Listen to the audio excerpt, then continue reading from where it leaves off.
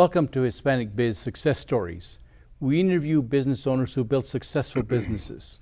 Every business has a story. Our hope is that as you hear the story, you gain a deeper appreciation and admiration for our community.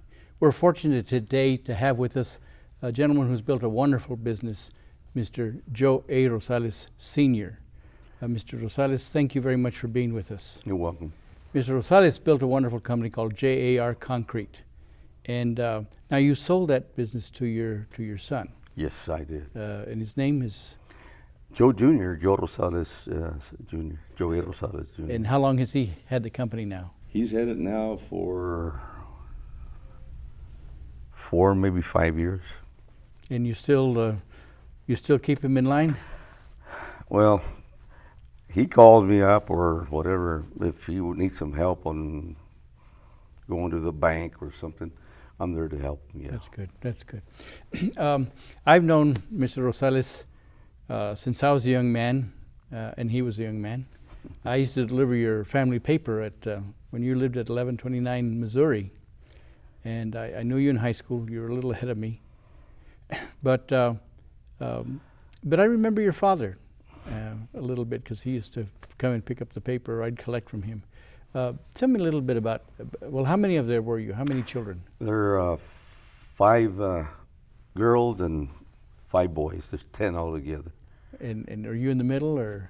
I'm on the 7th kid in the family. Okay. Down. And your father, what did he do? He was a carpenter. And your mother? Housewife. Okay. And what was your father's name? Luis Figueroa Rosales. And what did you learn from your father? Honesty, hard work, and the people you do work for, just, give them what they paid for, Yeah. And your mother? My mother, a very good lady, a very good mother.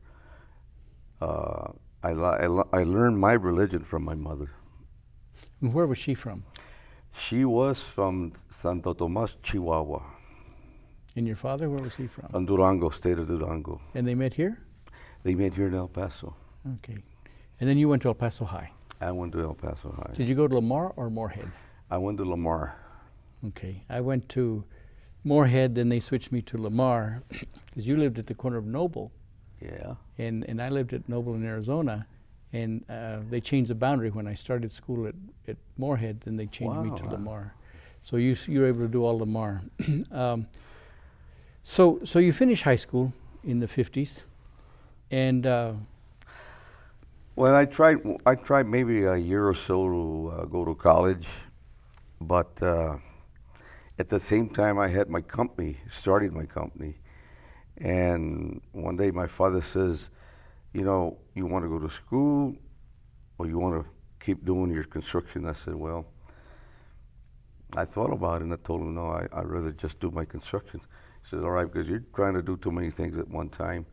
So I started, maybe was 19, going on 20 years. How'd you start your business and how old were you? My father, I was about 19 years old. My father was a little contractor, general contractor, nothing big. But he had concrete that he had to pour on slabs. So I told him one day, let me take care of the concrete on the slabs there, Dad. He says, can you do it? I said, yeah. So he put me not in charge, but to work with the concrete crews. And that's where I picked up my my business from, the idea of doing concrete work for my dad. So you enjoyed that? Yes. I love the smell of concrete. Yeah. It's beautiful, yes. So when did you form your company at that time? 1957, January 1957. When did you graduate from high school? In 1956. So a year after high school, you started your business? Right after high school, yeah. And what did you name your business?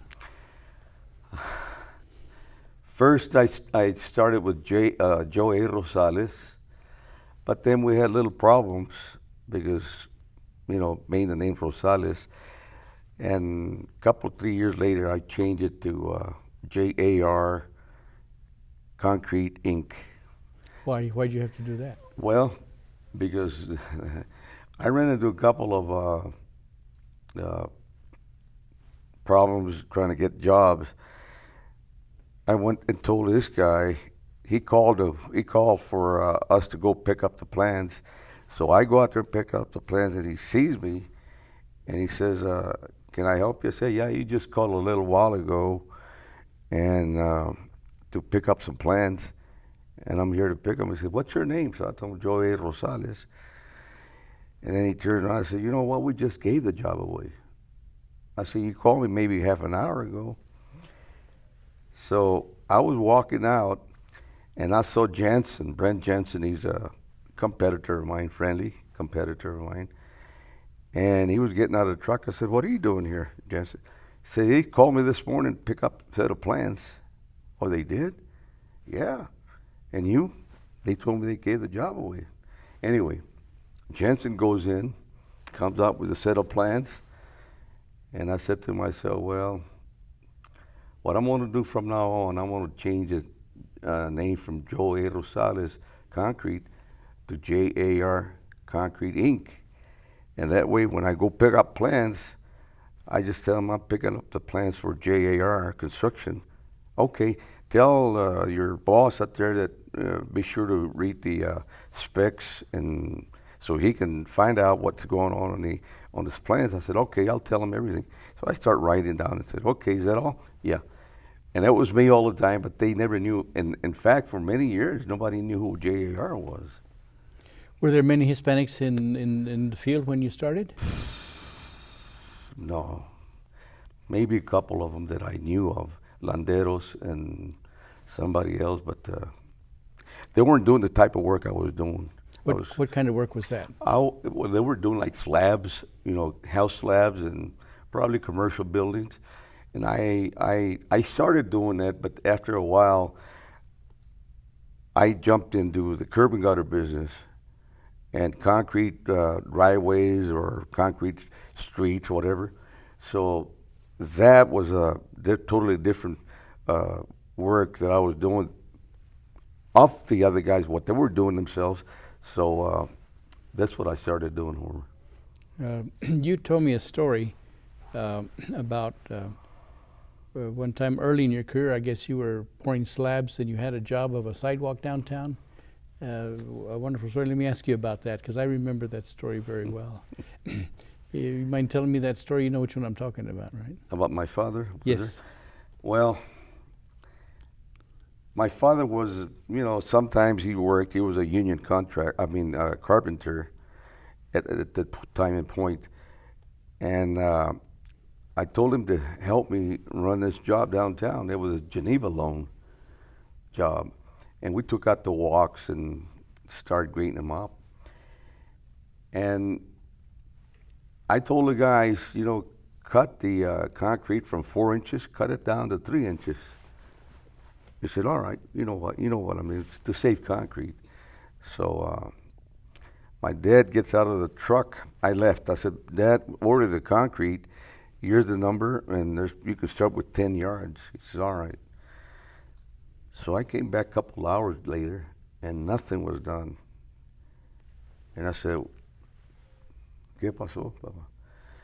He says, "Let me talk to you, son." I said, "What do you want?" "Did you tell these guys to make it 3 inches thick?" I didn't know. I said, "Yeah, I did." "And thicken the edges?" "Yeah." He says, "If you want me to work for you, I don't want none of this stuff. If a man or a person or a company pays for 4 inches of concrete, you got to give them 4 inches of concrete. If you lose money, that's your problem, not them." I said, "All right, Dad, we'll regrade it again." And okay. So I don't want to work with you unless you do the things the way I had taught you to do them. And I said, "All right, Dad, you're right." And he was. So I like that, because I use that as an example of, that's a concrete definition of integrity. mm-hmm. It tells me a lot about your dad. Yeah. But it tells me a lot about you because you listen to your dad. Well, I got married in 1960 to my beautiful wife, and she had she was a widow. She had a son already, and I really got married with a built-in family. So that meant I had to hustle. So I get up early in the morning and, go looking for jobs, or would call the house and ask my wife, is anybody called? She said, no, nobody's called. So I went on and on and on. So finally one day, I had given this guy, Mr. Pierce, he was the owner of Scaredy Theater. They showed a lot of Mexican movies. So I used to go there. I never saw a Mexican movie until I married my wife. And then I went and I liked them. So one day, I went out there to buy some popcorn at the concession stand. And he tells me, aren't you in the concrete business? I says, yeah. He says, what do you need? He said, I need a job. This is I'm getting ready to go to California. So he says, okay. So I gave him a price, and then another week or so, I told my wife, well, I really better get going, honey, because we got bills to pay and things to do, and I haven't done anything. So the guy calls about 2 hours after I told my wife. He says, Joe Rosales in? I said, yeah, this is Joe. He says, this is Mr. Pierce. Yeah, Mr. Pierce. Remember you gave me a price on the drive-in theater? I says, yeah. Are you still willing to do the job? I says, yeah. So from that point on, another job came. So I stayed here. I never went to California. Okay. So what drive-in did you pour the concrete for? The Scaredy Theater. Okay. Wow. Wow. And so, this entrepreneurial drive that you had, did that come from you, from your family? Well, my dad was a businessman, but he was not trying to set the world on fire. Just because he had 10 kids, he had to feed, I think I got it more from my mom, because her side of the family, they came from Spain. And my mother used to tell me that I remind her a lot about an uncle she had that was very ambitious, doing business and cattle and this and that and ranches.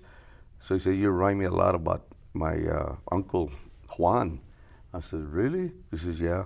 So I think I got the business ambition from my mother. Okay. Because you started early. So, one of the interesting things for me is, how did you learn to build a business? But let me ask about your family. You married. How many children did you have?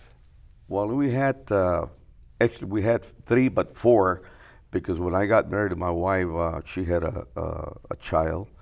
So we were 4 in the family. And how long were you married? I say were because you just lost your wife. Yeah, I just, in August the 25th, I lost my life of my life. And it's been hard, but you have to go on. So how long were you married? Practically about 53 years. 52 years and 8 months, Fantastic, to be exact. Fantastic. We got married on December 25th. They don't marry no more on December 25th, 1960. And she died the 25th of August, so every 25th. Okay, just hits you. Yeah. No, that's still fresh. That's still fresh. And you were telling me you're still hoarse because you sang the Ave Maria this morning in Mass. Oh, yeah. It was my daughter-in-law's birthday today, Shirley. She's Joey's wife.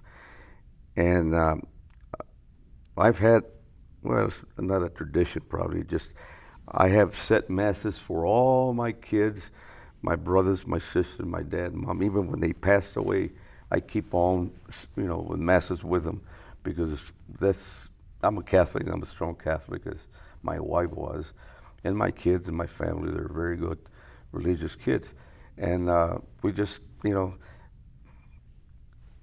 did that. And I hear you sing a great Ave Maria. Oh, I'm sorry, I lost track. I went to church this morning because, like I said, it was Shirley's birthday, my daughter-in-law. And the priest walked in there and says, Mr. Rosales, would you sing the Ave Maria? I says, Father, I still have a little frog in my in my throat. So he says, well, can you give it a try? I said, yes, Father, I'll give it a try. You know, I'll never back away. So I went up there and sang, and when I got through, my throat got back to, you know, like I have it right now, Yeah. you know. But it's great. I appreciate you taking time. Let me ask you now, as you're growing your business now, you're starting to do sidewalks.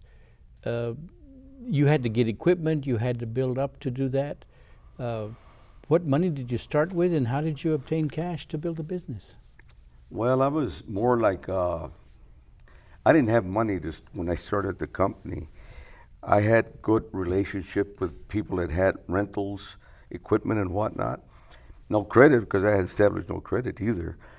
But just through my word that I said, let me rent it. When I get through, I'll pay you. And that's the company was then El Paso Rentals, around the corner of Alameda and El Paso Drive, somewhere in there. And Mr. Weiler, and he worked with me. I worked with him, and we formed a good friendship. I remember one 4th of July, I had already talked to him and told him that, can I come pick up a compressor tomorrow? He says, yeah, you can. So I went there, and the gate was locked. So I honked the horn, and his wife comes out and says, what do you want? I said, well, I talked to Mr. Wiley yesterday. I got to go came by to pick up a compressor. He says, don't you guys have any respect for the 4th of July? And she said, what do you mean, you guys? Are you Mexican? I said, yeah, born here, and I'm an American. I celebrate the 4th of July, but I also have a family to feed. Right about when I seen this, Mr. Whaler came from the back of the warehouse, and he told his wife, shut up, just get back in the house. I made a deal with Joe here, and he's here to pick up a compressor. And actually, you asked me, how would I buy anything? I didn't buy anything. I just rented stuff. And then gradually, you start making money. You buy what you need the most, compressor to break concrete walks, and finishing machines. But all that at the beginning, for about 4 or 5 years, I rented a lot of this stuff. So eventually I bought them. And then you bought big equipment. Yeah, then we bought the equipment. We went to do work on the freeway. In fact, I was the first Hispanic in the highway work, or textile, what they call it. It was back in 68, 69. And I got in there, and fortunately, if you get into the textile and you get to AGC, people will, the highway department has a percentage of work that they got to give to to Hispanics, to minority companies, and that created a lot of work for me. And that started in the 60s. No, a little later on, I would say in the 70s. Yeah, because they didn't have those programs early. So, but how did you finance the equipment you had to buy? Well, there was a guy by the name of Jim Shelton. He owned Cashway. And he told me one day, because I used to go out there and buy the equipment, buy the material, cash. So he told one of the guys, when this guy comes, a young fella comes in, tell him to come talk to me. So I went. I said, what does he want? He wants to talk to you. So I went. Mr. Shelton? Yeah. Joe, how you doing? Sit down. I didn't know him because I had never seen the guy. I says, I see your bill. You come out here and you charge a lot of stuff. You pay cash for it. Why are you paying cash? I says, I don't have no credit. Well, okay. I'll tell you what, I'll give you credit. He said, all right. I says, yeah. And then he said, I just got through buying Valve Material Company. No, El Paso Sand Company. And would you like to buy concrete from us? I said, well, I'm buying it from Val right now, Val Material Company. It says, well, yeah, I'll buy some from you. I'll give you credit out there too. And I was just amazed. I came home and told my wife about it. They said, well, that's a blessing from God. I said, well, it is, because from that point on, anything that I needed to get, anything that I wanted to buy, or I didn't have the credit at the bank, Mr. Shelton would co-sign, or Mr. Grimes, Jack Grimes. And anybody that tells you that they made it on themselves by themselves, nah. There's always somebody helping you. Yeah. And Jack Grimes, what did he have? What was he? Jack Grimes he used to own a printing shop. Yeah. And then he made a lot of money in the printing shop. And I think when Shelton wanted to buy El Paso Sand, he asked him to come with half of the money, and he would put half of the money. And within 5 years, he would pay him back, and then Mr. Grimes would be out of the business, because he was in the printing business. And that happened that way. I know you're also a good friend of Mr. Kessler. Yeah, Kel Kessler, very nice, yes. Very nice man. Did he help you too, building? I went through a Chapter 11 reorganization, and I was needing $60,000-$70,000, and I didn't know where to go, so I was just passing down the highway, because I've done years before. I had done work for Kessler. I poured a couple of his warehouses, so I stopped there and asked him, and he says, "What do you want it for?" So I told him. He said, "What bank you want to go?" I said, "Whatever bank you want." Well, let's go to my bank. He just co-signed a note. Of course, I paid him back. In my Chapter 11, there was over 4.2 million. We paid everybody. Tell me about that. What was that all about? Well, it was, this is the first highway job I do. I mean, paving. I done a lot of work on highway curbs and driveways and walks, but this was paving, the regular highway where your cars run. And we went to Austin to bid the job with a guy by the name of McCoy. He's the guy that died on the freeway on the plane. He was leaving El Paso, and there was a snowstorm, and the guy came in, and he got lost in the weather, and he came crashed right in the freeway where we were working. He had told me that he wanted me to do his paving, go with me to Austin and bid the job with him, and I did. And I came back, and he says, "You have a machine, Joe?" I said, "No, but I'm going to buy one to do the paving." And those machines run of 100,000 plus, maybe 200, 250,000 used, not new. So he says, "You got one?" I says, "Yeah." If I got the job, I told you I'd get the machine, and he said, "All right."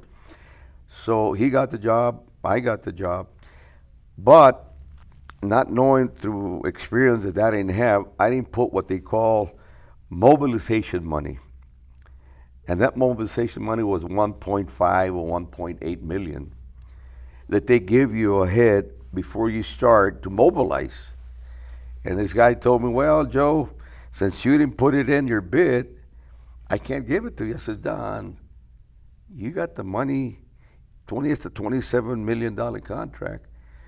"Yes, not mine. Mine was about 8 million. I said, and you got the money on the mobilization for the whole job. Why can't I get the money?" "Well, you didn't ask for it." I said, "Okay, all right."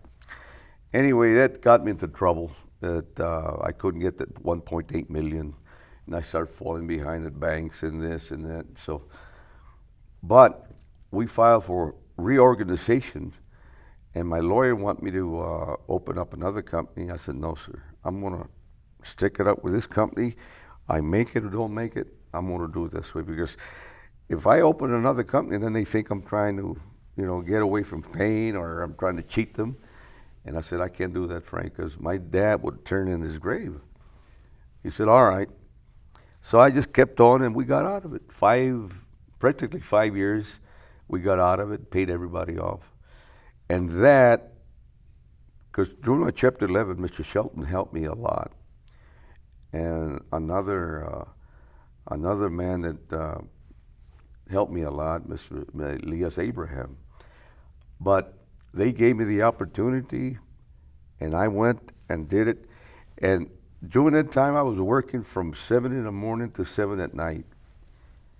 And I would come home and eat supper and tell my wife, you know what, let me go run. I used to run. I was a runner. Let me go run my 3 miles and come back. Let me lay down a little while, and then I'll eat supper. And she says, okay, that's fine. So I stayed the whole night, come early in the morning, get the guys out at 7 o'clock, and then I go home in the morning, sleep a couple hours, get up and go. But this is what you got to do when you are obligated to pay your creditors.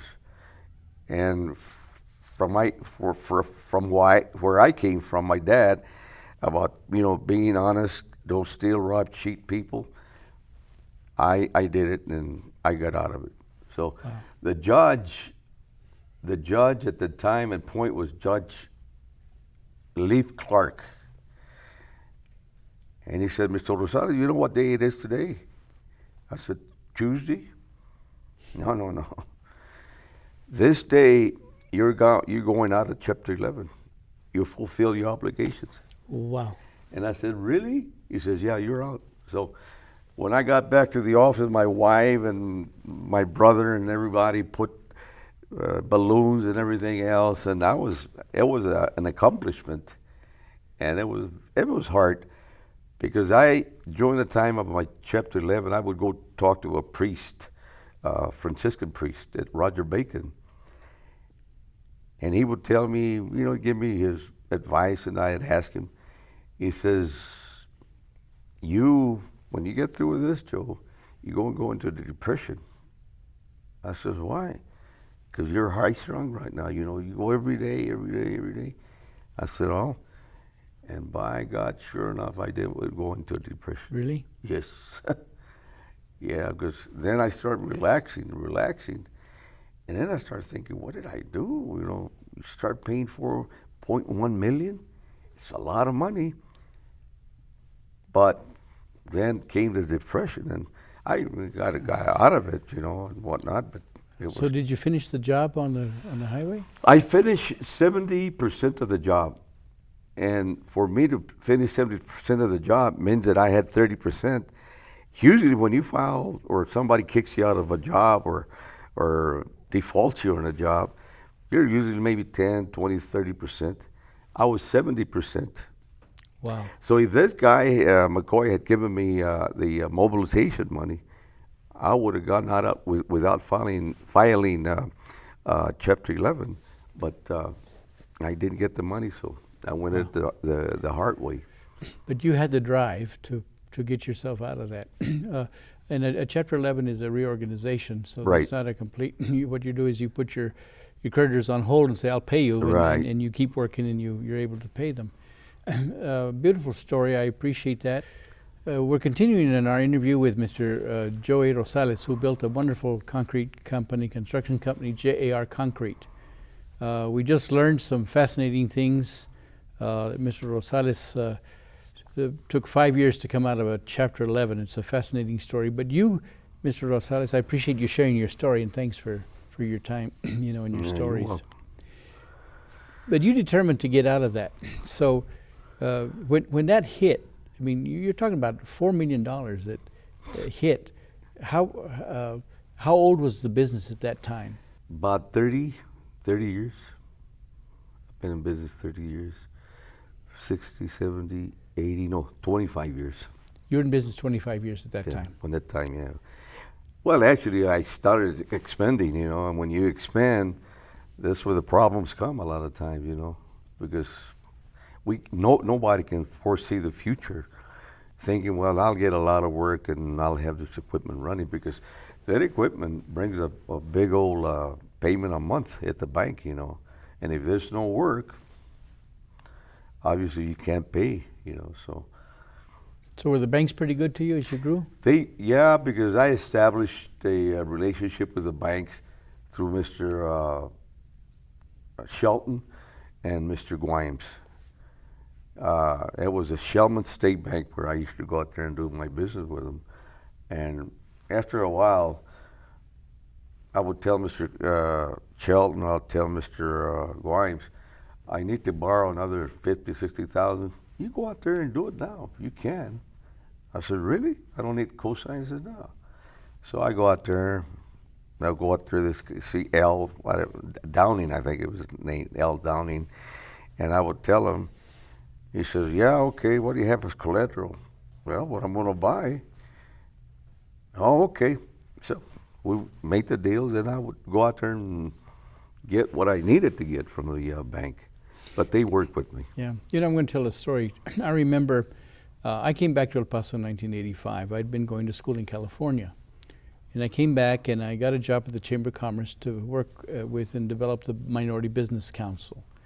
And I was there from 85 to 90. This is before the Hispanic Chamber got built. So the Chamber wanted to build a Minority Business Council because they wanted to get minority business owners involved in the Chamber. And I wanted to find out what minority businesses need, what the Hispanic-owned businesses need and minority businesses.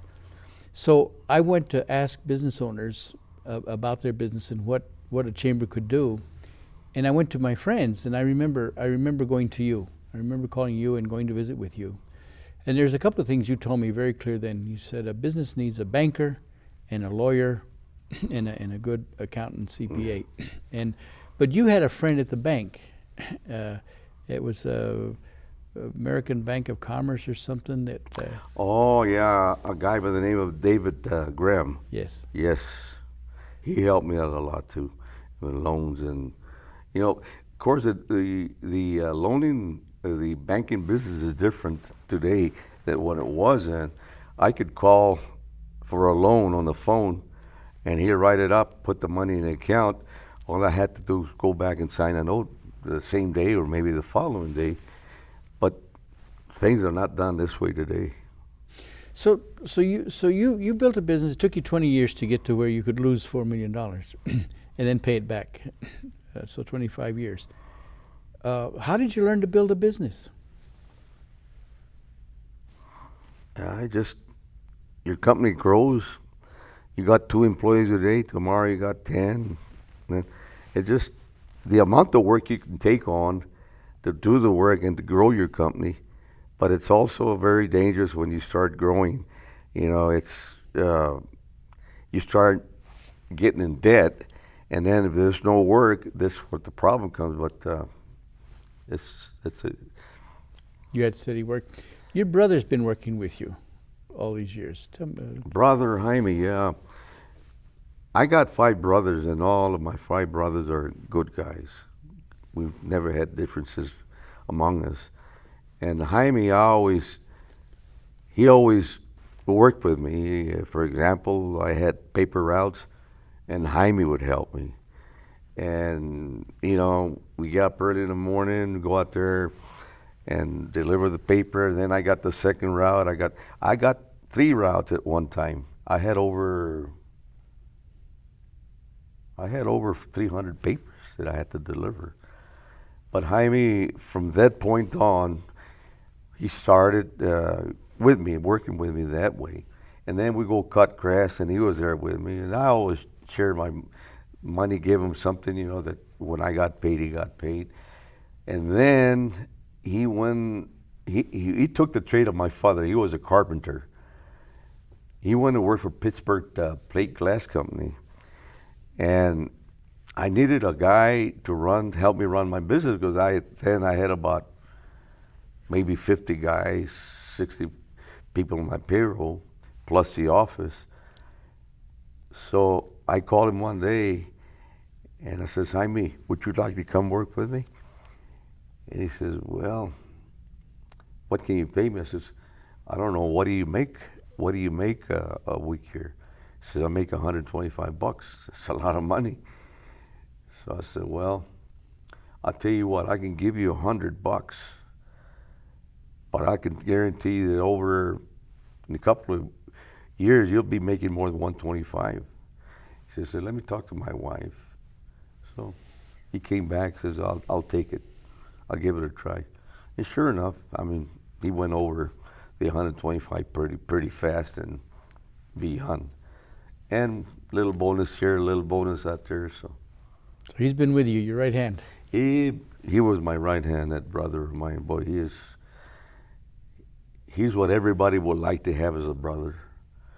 My oldest brother was very nice, very good, but he was not a businessman. He was not to. In other words, I asked him to come work for me. He said, "No, brother, you can't pay me. I have union dues." I said, "No, that's right." So, but Jaime's always stuck with me. So after you come out of bankruptcy and you pay that off, your business grows some more. Yes. What was the growth like? Well, when I got out of Chapter, before I went to Chapter 11, we were doing about 9 million. And then after my Chapter 11, we went up to 15 million before my Chapter 11, and then the problems started. So then, after we got out of Chapter 11, it was hard to get bonding because, I've been through a Chapter 11, but we got bonding. We paid a lot more for the bond than they usually pay, but then we started with around 15 to 20 million. And about 3 years ago, we did 39 million. And my son, took over, and he's kept it. I mean, he's kept the company going with work. He's had a little hard time here in the last couple of years, but he's got good working ethics. He just don't back away from things. And I told him, whatever you need from me, I'm here to help you. But he's doing, and he's easily goes over 20 million now. Did he work with you? Did he learn the business working with you? Well, yeah, well, yes. When he was 14 years, maybe 13, 14 years old, I remember I was 10, 12 years old when I had my paper route. And I told my wife, I'm going to put him to work. She said, no, he's too young. And I said, no, he's not.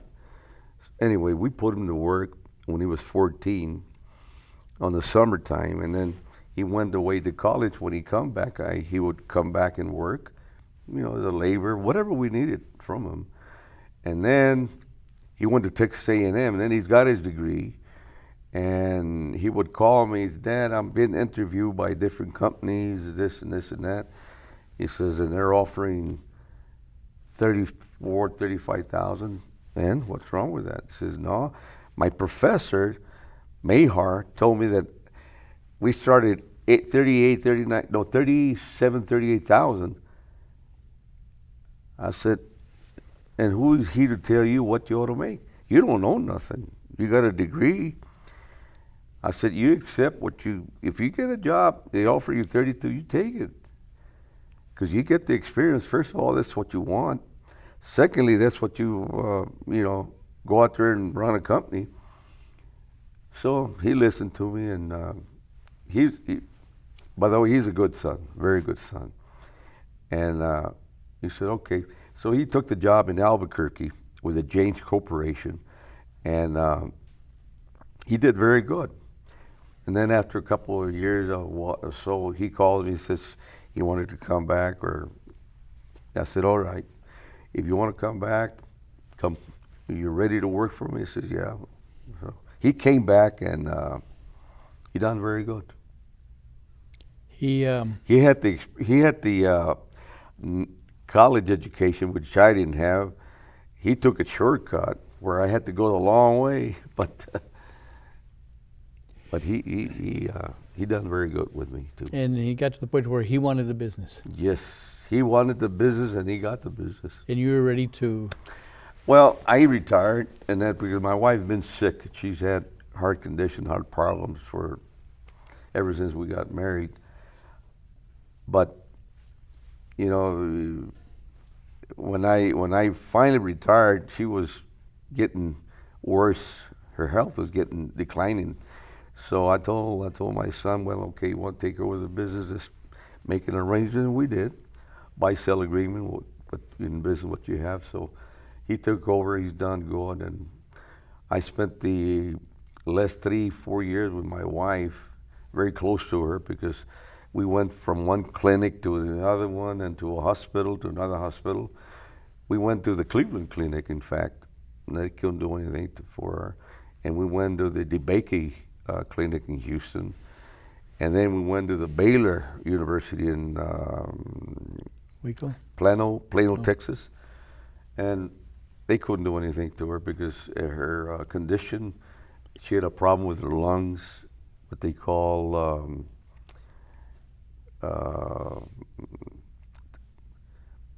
pulmonary hypertension, and that was worse than her heart. So she finally, just one day when I took her to the hospital, he says, I'm going to give it up, honey. I said, whatever you want to do, I'll back you up. And that happened. That was hard. That was hard. But you took care of her. I did take care of my wife up to the end. In fact, she came back from the hospital because I asked her, I says, honey, you want to come home? Because we knew she was going to die. And then she tells me, you don't mind? I said, what do you mean now you don't mind? This is your house, honey. But I know what you meant by that. Yeah. I'll die there. And I said, no. So I laid there with her. The time she was there at the house 3 days before she died. And I would talk to her, and I rub her hands and talk to her. In fact, we gave her a bath there. My daughters bathed her and combed her, because she was a elegant lady. I mean, she always wanted to look good, and she did. Wow. Yes. So, so as you took care of your wife and took care of your family, you took care of your employees too. Yes, I did. Tell me how you did that. Well, when you have a business, you usually have good employees, bad employees, and everything else. So the guys that helped me a lot in my business, I took care of them. You know, I would give them a bonus, and for Christmas or Thanksgiving, we give them turkeys plus money, and then we give them ham for Christmas plus their bonuses. And then during the year, we would, you know, give them a little money here, a little money out there. But that's, my father taught me that. He said, when people help you, you have to have a good gratitude for them or anybody else, because if it wasn't for them guys, you obviously couldn't do the job. I said, oh, you're right, Dad. So we kind of gave them a lot of money on this, you know. So you had people working with you for long periods of time? Yes, for 52, 53 years, really? I was there in the company. Wow. So tell me, what tips do you have about business? What is it like to, what would you recommend to somebody building a business? Well, first of all, good working ethics. Secondly, be honest, truthful. Don't cheat, lie, or do anything on your contracts, because if you start doing those, you know, unethical work or whatever, then you get in problems. So be honest with your people, with the people that you do business with your employees, and that will take you a long ways, because when people get the to trust you, and they don't have to look over the shoulder, that means a lot. That means a lot. So. Well, and then now you've also gotten into some special projects now. Do you mind talking a little bit about your special projects? Well, I built a trailer park, and from scratch I bought the land and developed it, and then poured the concrete. That was like a life dream of me, to have a mobile home park, and that's done very good. And then I got a couple of buildings that I'm thinking of probably knocking them down and put some storage warehouses in there. We had that plan before my wife died, but after she died, I just kind of taking it easy. But we're going to do something with it. And you told me you also have a special project downtown. You have a building. Oh yeah, yeah. We bought. Me and my wife bought a building on 510 South Oregon because our oldest kid was homeless, and eventually he committed suicide because he was a manic depressant or bipolar, whatever they call them. And every time the phone rang at night, she thought maybe something happened to Willie or whatever. And sometimes it was. I had to go to the hospital. I had to go pick him up, and things that we had to go with him and do with him.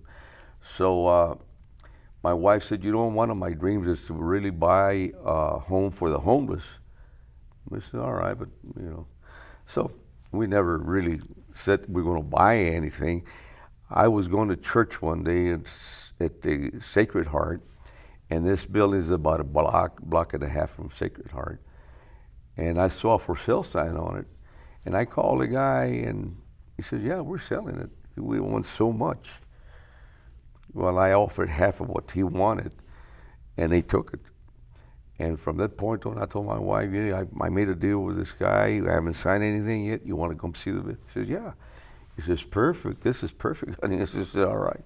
So now we're turning that house into a homeless shelter for the homeless. And we gave this project to Mr. Ray Telius. He gave us $1 a year rent on it. And he took over the building, and he's got people in there already. But it's not really ready like we wanted to do it, like my wife wanted to do it. And before she passed, she told me, do me a favor, honey, if you can get through with that thing. I said, well, I'll do my damnness, and I will get through with the building and to honor you. And the name of the building we got there for the homeless is a Willie Sanchez Rosales Family Center. So we're working on it right now, and we already have the restrooms, tile in them, everything nice. And for anybody that wants to go out there and see the building and maybe help financially, it's at 510 South Oregon. You're welcome to go out there any day. It's open maybe from 8 till maybe 5 o'clock in the afternoon. And you're still investing, still building it up, still putting money into yes, we put already over 300,000 we put in there, and we need another maybe 300,000-400,000 to get through with it the way we wanted to get through with it. How important is it for a businessman like yourself, a successful businessman, to contribute to the community? Well, if the city gives you, or where you live gives you the opportunity to make money, you gotta come back and put money back in whichever way you can. There's a lot of ways you can help. We've helped that way, and other charities that we help. But it's very important that you give back to your community. If you come out here and make money, the thing is to give back. Do other people do that? Have you seen that? Well, some people do. This guy here, Foster, and the Hunts. They give out. Guys like me, I haven't seen or know about somebody that would give buy or help. There might be homeless people out there, but I don't know. No, but it's important for our community, and I think it's something to respect, and I appreciate you're mentioning that. But you built a wonderful business. It took you a long time. It didn't come easy. But growing the business changed you. As you built a business, you changed, you grew. What kinds of things changed you? Well, you learn that people, and when you're in business, you learn that people help you, and you got to help somewhere down the line, and as your business goes, and you have to, you gives you, it matures you in a different way, and you start meeting different people, different um, type of people that you meet, and that will, you know, open the door for you to do things and help other people. So that's But construction is a tough business. I mean, it's kind of ruthless sometimes. You know, how can you grow a business in a tough, ruthless area? well, it's sometimes it's to the grace of God, and you know, just getting work. You know, there was. I tell you one thing. I retired the first guy that worked for me. I retired him. He was 34, 35 years with me.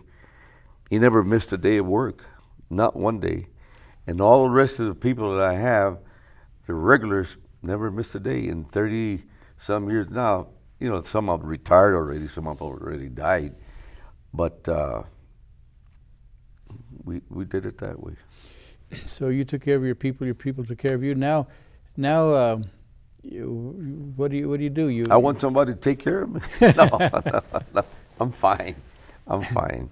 But that's a lot. I mean, you know, 50 years. That's a lot. That's a 53 lifetime. years. That's a lifetime. Yes. 53. Yeah, it is, Homer. And but you know what's interesting to me is that you were able to grow in stature in the community. So as you grew in stature in the community, how accepting was the community to you? Did they accept you? Did they reject you?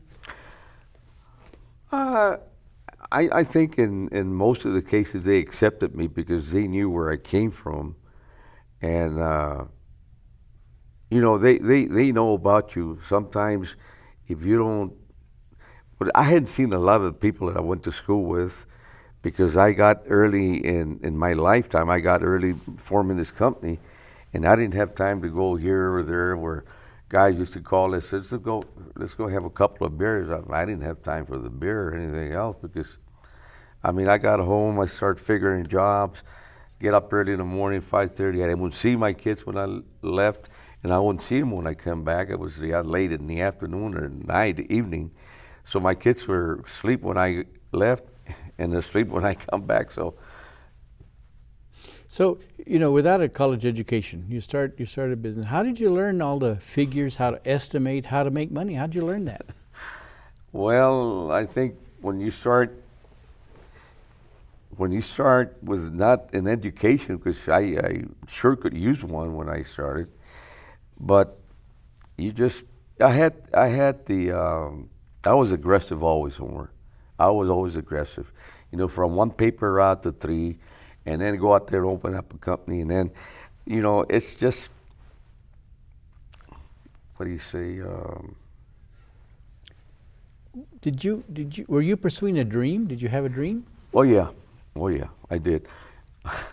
It's funny because my mom, well, God rest her soul in peace.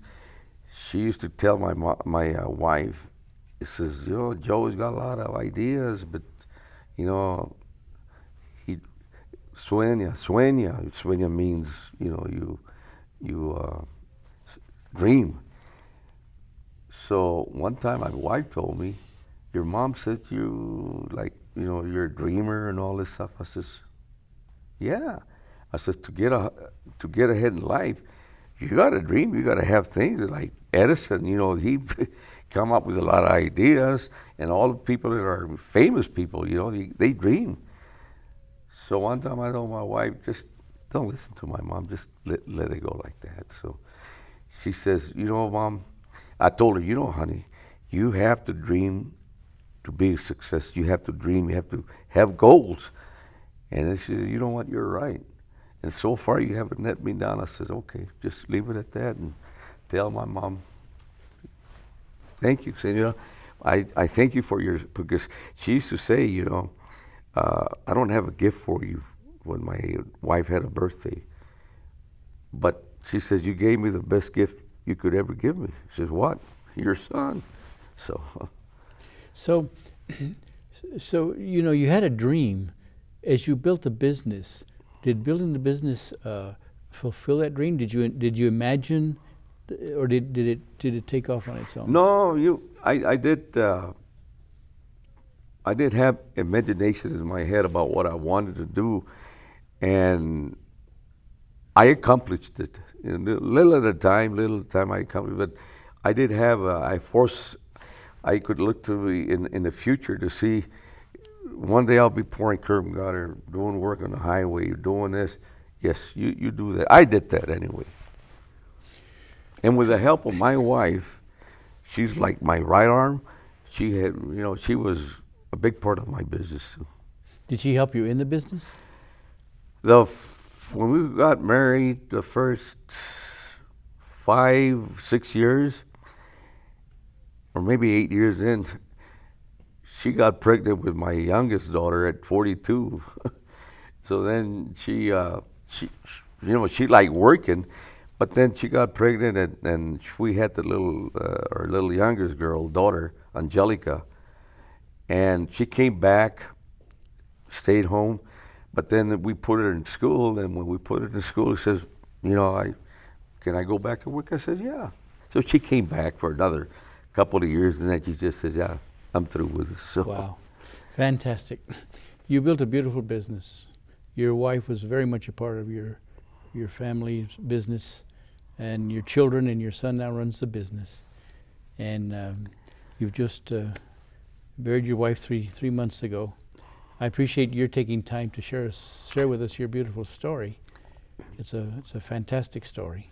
Well, Homer, I thank you for giving the opportunity to tell my story, because it's through people like you that people are known, and the credibility that you give me, it's a lot, because I appreciate this.